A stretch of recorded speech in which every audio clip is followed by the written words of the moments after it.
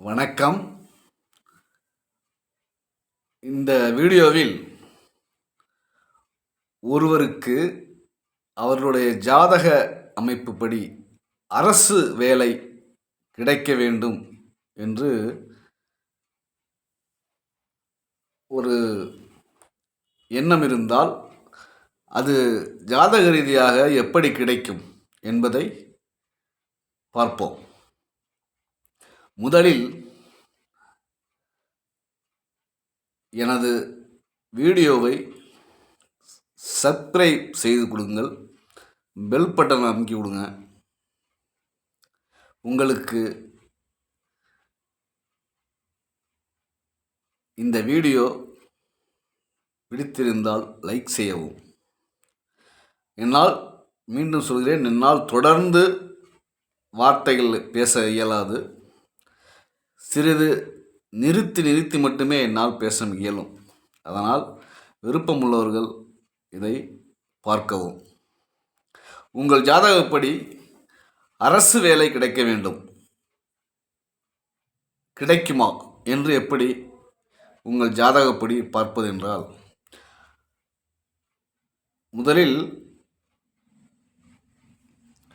அரசு கிரகங்கள் அப்படின்னு எடுத்துக்கிட்டிங்கன்னா, சூரியன் ஒரு அரசு கிரகம், செவ்வாய் அரசு கிரகம், சனி பகவான் ஒரு அரசு கிரகம். ஏனென்றால் சூரியனுடைய மகன்தான் சனீஸ்வர பகவான். அதனால் அதுவும் ஒரு அரசு கிரகம்தான். அடுத்தது மிக மிக முக்கியமானது மந்திரி என்று சொல்லக்கூடிய குரு பகவான். அடுத்தது சந்திர பகவான். இவை நான்கும் முக்கியமாக ஒருவருடைய ஜாதகத்தில் ஆட்சி அல்லது உச்சம், ஆட்சி பலம் அல்லது உச்ச பலம் இரண்டில் இருந்தால் உங்களுக்கு அரசு வேலை கிடைக்கிறதுக்கான ஒரு 50 விழுக்காடு உறுதியாக சொல்லலாம். 4 கிரகங்கள், சனி ஒன்று உச்சமாக இருக்கணும், செவ்வாய் உச்சமாக இருக்கணும், சந்திரன் உச்சமாக இருக்கணும், இல்லைன்னா குரு ஆட்சி உச்சம், ரெண்டுமே எடுத்துக்கலாம். நீங்கள் ஏதோ ஒரு கிரகம், எல்லா கிரகமும் இல்லை, ஏதோ ஒரு கிரகம் ஆட்சி உச்சத்தில் இருக்கணும்.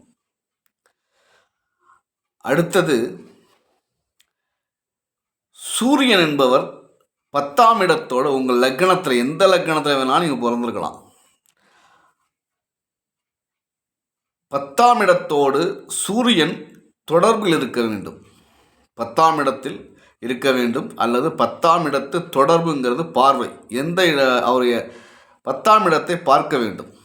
சூரியனோ செவ்வாயோ 10ஆம் இடத்தை பார்வையிட்டால் உங்களுக்கு அரசு வேலை என்பது ஒரு 60 விழுக்காடு உறுதியாகும். 10ஆம் இடத்தில் செவ்வாய் ஒருவருக்கு அமர்ந்தால் கண்டிப்பாக அவருக்கு அரசு வேலை உறுதியாக உண்டு. எந்த லக்னமாக நீங்கள் பிறந்திருந்தாலும் சரி, 10இல் செவ்வாய் இருந்தால் அரசு வேலை உறுதி. அது என்ன மாதிரி வேலை அமையும் அப்படின்னு பார்த்தீங்கன்னா, காவல்துறை, தீயணைப்புத்துறை, அரசு டாக்டர், இப்படி செவ்வாயினுடைய காரகத்துவங்களை பார்த்தீங்கன்னா அப்படி சொல்லிட்டே போகலாம். ஆனால் அரசு வேலை உங்களுக்கு 10இல் செவ்வாய் அமர்ந்தால் உறுதி. 10இல் செவ்வாய் ஒரு தோஷம் என்று கூட சொல்வார்கள். அது வேறு சப்ஜெக்ட், அதுக்கு போக வேணாம். 10இல் செவ்வாய் அமர்ந்தால் உங்களுக்கு அரசு வேலை உறுதி. ஆனால் உறுதி என்றால் செவ்வாய் சம்பந்தப்பட்ட வேலைக்காக நீங்கள் முயற்சி பண்ணணும். ஒரு காவல்துறைக்கு போகிறதுக்கோ, இல்லை ஒரு மருத்துவத்துறைக்கு போகிறதுக்கோ, இல்லை ஒரு இன்ஜினியரிங் துறைக்கு போகிறதுக்கோ நீங்கள் முயற்சி பண்ணணும். அதை விட்டுட்டு நீங்கள் வேறு மாதிரியான தொழில்கள் செய்யலாம், அல்லது வேறு மாதிரியாக முயற்சி பண்ணோட செவ்வாய் காரகத்துவம் என்னவோ அதற்கான வேலைக்கான முயற்சிகளை நீங்கள் எடுக்கலாம், அதுக்கான படிப்பை படிக்கலாம். அடுத்தது 10இல் சூரியன் வர்றாரு. இந்த 4 கிரகங்கள் தான். அதில் 10இல் சூரியன் அமரும் பொழுது கண்டிப்பாக உங்களுக்கு அரசு வேலை உறுதி, அதில் மாற்றமே கிடையாது. ஆனால் சூரியன் நீச்சமாக இருக்கக்கூடாது, சூரியன் ராகுவோடு சேரக்கூடாது, சூரியன் கேதுவோடு சேரக்கூடாது. முக்கியமாக சூரியன் எந்த விதத்திலும் வலுவிழக்காமல் இருக்க வேண்டும்.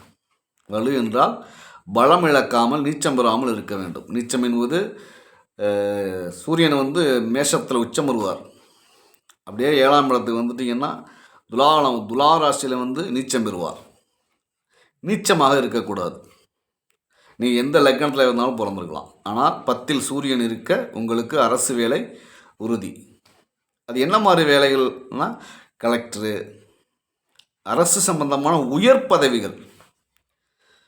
நீங்கள் முதல் பதவி, அது அரசு சம்பந்தமான முதல் பதவி, எது அங்கீகாரம் அதிகமாக இருக்கோ அந்த பதவி சூரியன் 10ல் சூரியன் இருக்கும்போது அரசுக்கான அதிகபட்ச அதிகாரமுள்ள பதவிகள் உங்களுக்கு கிடைக்கும். இன்னொன்று அரசியல்வாதிகளுக்கும் அது பொருந்தும். அடுத்தது 10ல் சந்திரனை அமர்றாருன்னு வச்சுக்கலாம். 10ல் சந்திரன் அமர்ந்தால் நீர்வளத்துறை, நீர் சம்பந்த அரசு எந்தெந்த இடங்களில் தண்ணீரை பயன்படுத்துகிறது, நீர்வளத்துறை, குளம் இப்படி சொல்லிக்கிட்டே போகலாம் சந்திரனை பற்றி. சந்திரன் நீர், அப்போ நீர் சம்பந்தமான அரசு, இப்படி புரிஞ்சுக்கணும் நீங்கள். அரசு எந்த இடங்களில் தண்ணீரை உபயோகம் செய்கிறதோ அந்த இடத்திற்கான முயற்சி உங்களோடதாக இருக்கட்டும். எதை வேணாலும் நீங்கள் எடுத்துக்கலாம். தண்ணீர் அரசு தண்ணீரை எங்கே பயன்படுத்துன்னு பார்க்கணும். எவ்வளோதான் சொல்லலாம், இந்த பாசனத்துறை. அதனால் அந்த மாதிரி நீங்கள் முயற்சி பண்ணலாம். அடுத்தது சனீஸ்வர பகவான் 10ல் அமர்ந்து ஆட்சியோ அல்லது உச்சமோ அடைந்திருந்தால் உங்களுக்கு அரசின் 3ஆம் நிலை பதவி, அதாவது இன்றைக்கி தெருவை சுத்தம் பண்ணக்கூடியவர்கள்லேருந்து, ஆஸ்பத்திரியில் ஒரு அரசு ஆஸ்பத்திரியில் ஒரு க்ளீன் பண்ணக்கூடியவர்கள், இப்படி அரசுக்கு உதவி பண்ணக்கூடிய அரசு பணியாளர்கள், அந்த மாதிரி துறைகள் நீங்கள் 10ல் சனி இருக்கும்போது நீங்கள் முயற்சி பண்ணலாம். ஆனால் இதில் முக்கியமாக ஒன்று, அதில் ராகு சேர்ந்திருக்கக்கூடாது. 10ஆம் இடத்தில் ராகு மட்டும் சேரக்கூடாது. ராகுவோ கேதுவோ சேரணும்னா அப்படியே தலைக்கீழாக மாறிடும். அரசு வேலை கிடைக்கிற மாதிரி இருக்கும், கிட்ட போனோம்னா அவன் லஞ்சம் கேட்குற மாதிரி இருக்குமா, வேணான்னு திரும்புவார். அரசு வேலைக்கு நல்லா படிச்சிருப்பார், வெளிநாடு போகிற மாதிரி சொல்லணும். அரசு வேலைக்கெல்லாம் முயற்சி பண்ணிவிட்டு வெளிநாடு தான் போவார். அரசு 10ஆம் இடத்துல சூரியனோட ராகு சேர்ந்து இருந்துச்சுன்னா அயல்நாடு போக வேண்டிய சூழ்நிலை ஏற்படும். 10ஆம் இடத்துல செவ்வாயோட ராகு சேர்ந்துச்சுன்னா கறிக்கடை வைக்கிற மாதிரி இருக்கும்.